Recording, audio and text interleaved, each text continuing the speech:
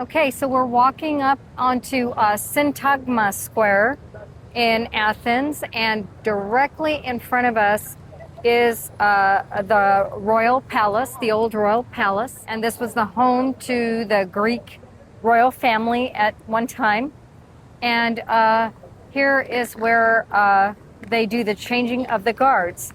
And it takes place every hour with a more elaborate and larger ceremony held every Sunday at 11 a.m. And, they recommend you come about 20 minutes beforehand, but it includes a military band and a parade to get a good view, especially for the Sunday ceremony. They recommend that you arrive, like I said, at least 20 minutes early. So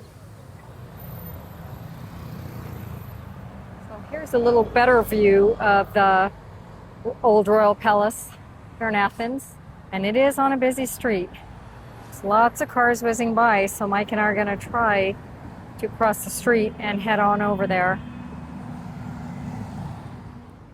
Okay, so we're here at the changing of the guards, and they do it on the top of the hour every hour, and it's 5 minutes before 3.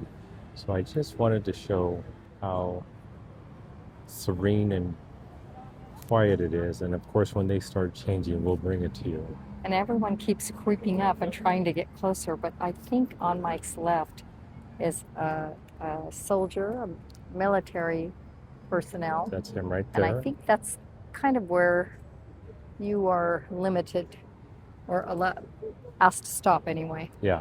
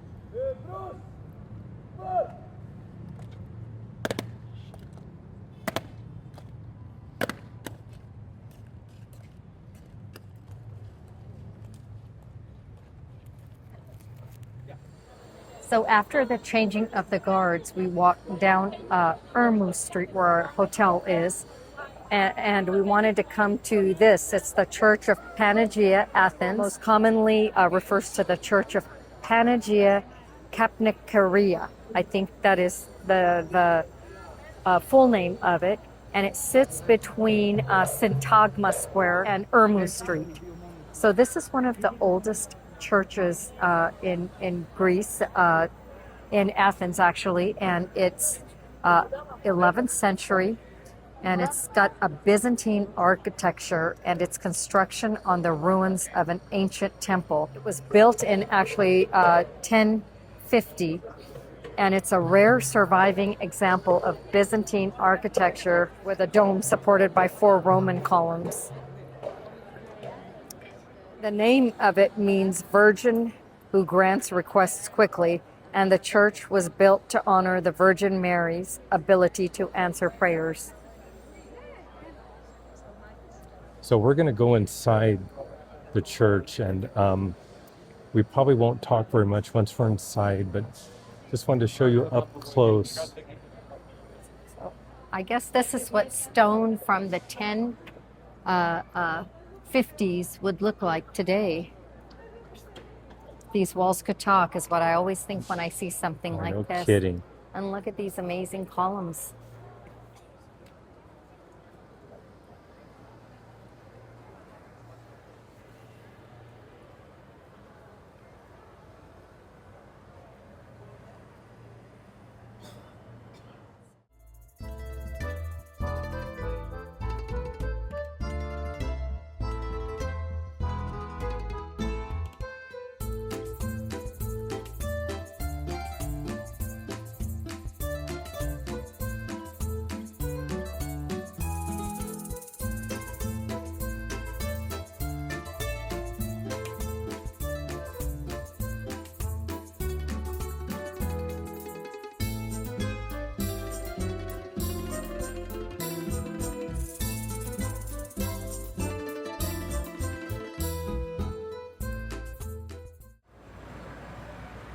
Intricacy of all of the artwork here. And even the lighting fixtures. I almost get here in Greece almost a sense of being, you know, a little Eastern European, would you say? Yeah, you get almost kind of a Turkish. You get a very eclectic vibe, both with you know, the furniture, the architecture, the artwork. I find it very fascinating and just extremely interesting to observe. very beautiful. Yeah. Very, It's really moving.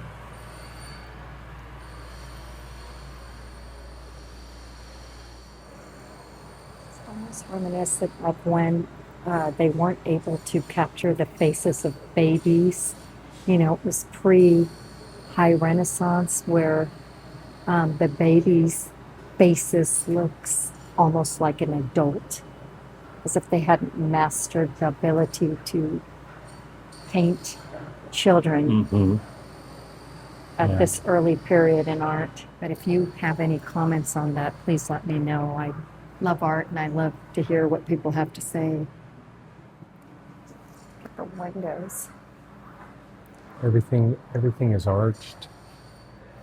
Seems as if over time, this seems like it might be a little later period than some of the work depicted in the front.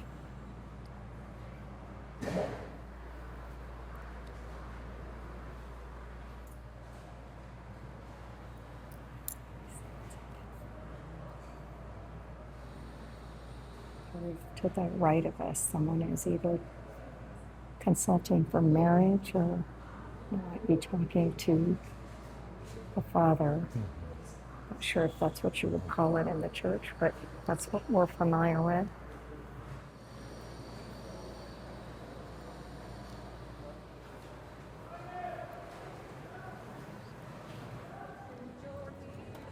we come across roasted corn, which looks absolutely terrific to me, and roasted chestnuts. And we're walking along and we might go find something to eat, but I would love to partake in that at some point in time. I love corn, but I know it gets all over your teeth. Okay, so we're in just downtown over here, and it is a busy day, and it's actually a Tuesday, and everyone is just milling around. And through there, I think, is where they have their Athens flea market. I don't think it's going on right now, but there are just tons and tons of restaurants everywhere. We are People. still in the Monastiraki area That's of very well Athens. said. I think that's how you pronounce that. And then mixed with the modern, you have the old, and back behind, you've got the Acropolis. And the Acropolis, if you keep on walking, you will get a good view of it. I'm heading in that direction right now. Okay, and here's the flea market area. Look, there's just a hodgepodge of everything going on over here. It's really cool, though. It's just got this kind of market flair going on. So what we're looking at is the remnants of Hadrian's library, and it's located in Monastiraki Square here in Athens.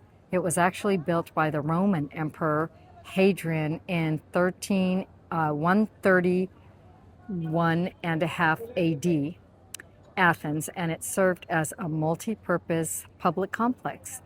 It had a large rectangular courtyard in front with a pool and was surrounded by walls with niches to store books, and the eastern part of the complex contained rooms for reading and lectures.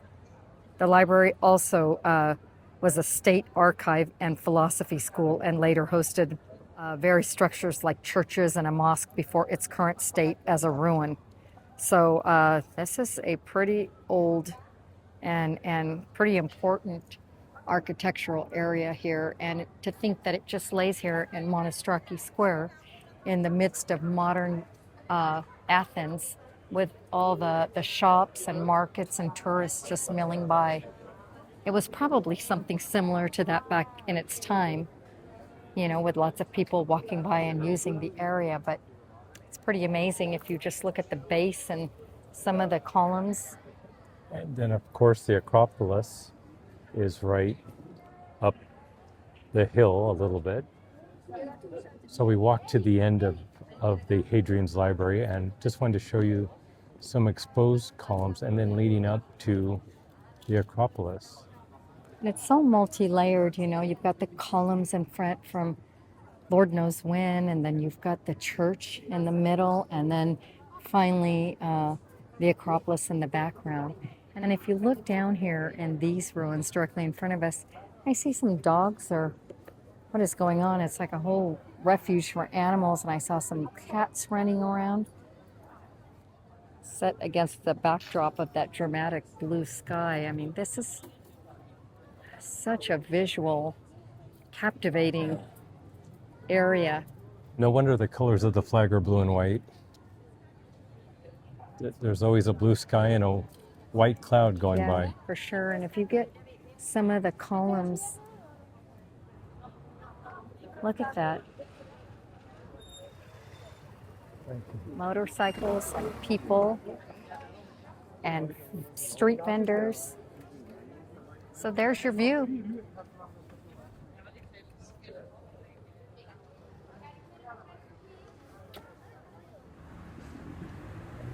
Well, we're on our way to the Panathenaic Stadium, which is the first Olympic stadium. But the walk takes us through the National Gardens of Athens. And this is what you're looking at right now. It's a 38-acre public park, and it's in the city center. And it was commissioned by Queen Amalia of Greece in 1838 as the Royal Garden. It's actually located behind the Hellenic Parliament, which is where you saw the changing of the guards. It's right here in city center.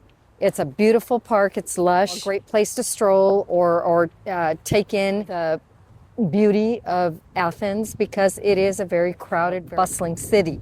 So this is a good way to wind down and just enjoy a little bit of quietude. The National Gardens is free to enter, and it's open from sunrise to sunset with multiple entrances, so you don't have to just come in one way. And it's a great place to relax and stroll. It's very shaded, so especially during the summer months, it's going to be a really nice respite from the weather.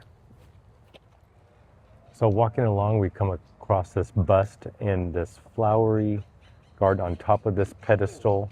And just wanted to show you some of the flavors of the park that you just are walking along and come across. And I'll focus in on the name in case anybody wants to look that up.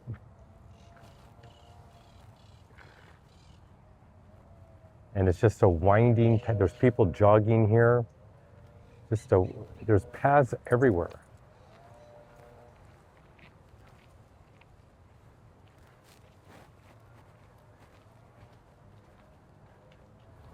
Look at, there's got some ruins here. You can come on down here, and they've found some ruins everywhere. Benches and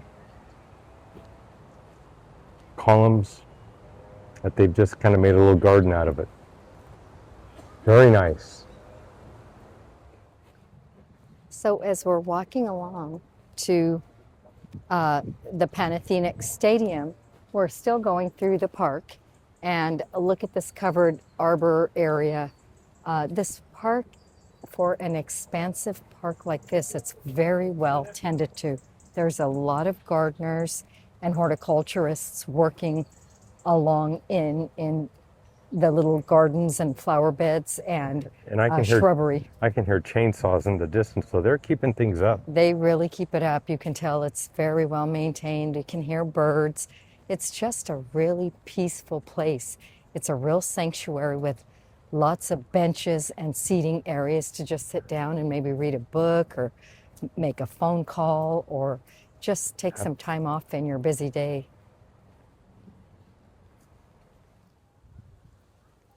And for those of you with little ones, there is also a playground area here, and we're kind of on the other side of it. But you can see there's picnic benches and slides and jungle gyms and things of that nature. A really neat place.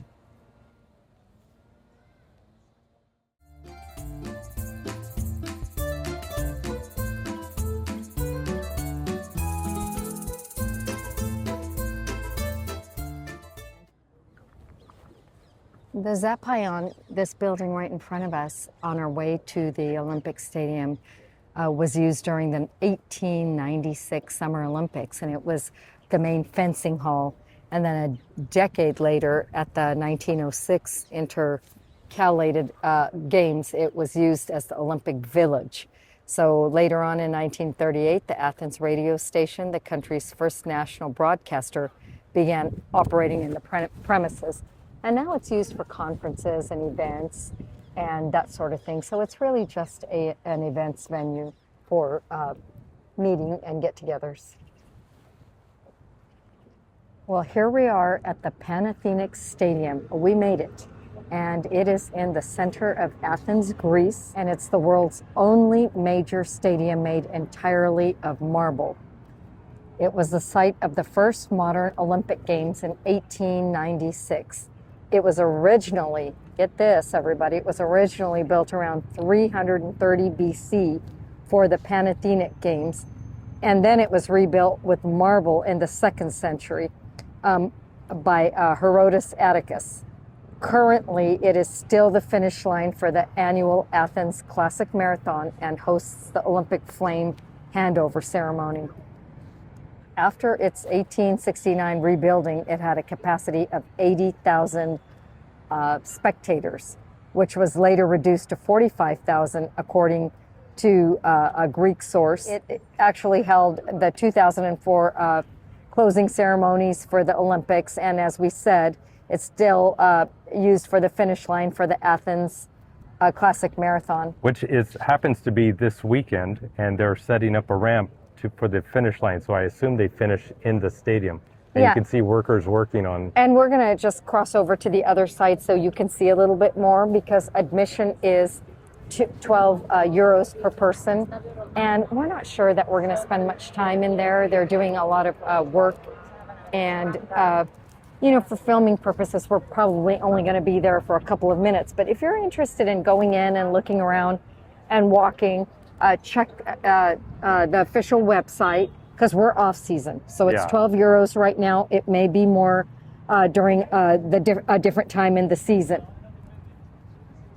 And I'm just going to pan out towards the street. So you can see in relationship to where it is. And to the left with all the trees is the national park that we just came through, Mike and I. And of course the Acropolis sees everything. The overseer of Athens. Yeah.